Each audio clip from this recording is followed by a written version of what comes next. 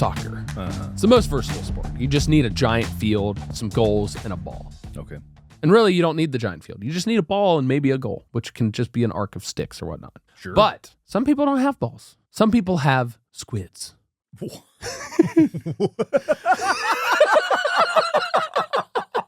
was wondering where you were going with this mystery voice of yours. Like he started hunching over like deeper and deeper towards the microphone. I'm like, what is he doing? Well, he's up to something. So you have squids? So apparently a friend of mine, when they were in like school, they played soccer with a squid because they didn't have a ball. So they created this like horrible. It was dead. Not better. So they basically like soaped down the surface and just started playing soccer with a squid. Okay, sure. And so they'd slide the squid and go the other direction. You know what? That makes it kind of more like hockey, but you're playing hockey with your feet. Yeah, I guess so. And eventually it would like start to slippery up the entire surface so you wouldn't be able to get any traction running, right? Oozing ink so you can see where it went. Oh! All right, what is this to do with weather again? I've kind of forgotten. This has to do with the environment. Environment. Oh, God. Oh. People are opportunistic, so if they don't have the resources now because the sport has already been invented and it's extremely popular across the world, they're finding new ways to play. Okay, sure. Some people will even create a soccer ball out of grocery bags and string. Sure. Whatever works, right? Yeah, it's just making whatever you can possibly do to make it functional. There was a TikTok I saw of somebody in Africa who didn't even have like the proper equipment, but his dream was like to be a catcher in the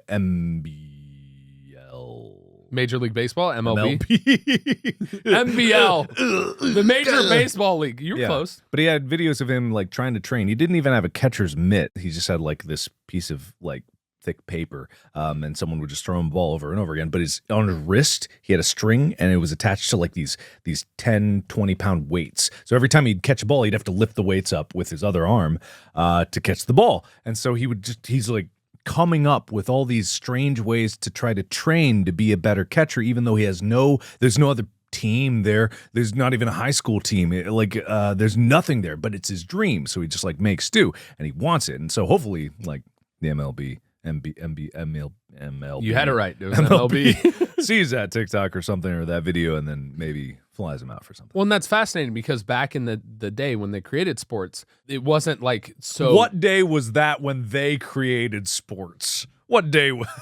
Back in the day when each sport was created. All right, they're different ages. You spoke of it like the lion from Narnia. Like I was there when sports was written. I was there. Back in my day, we played with the proper attire and the proper gear. No. All right, well, okay.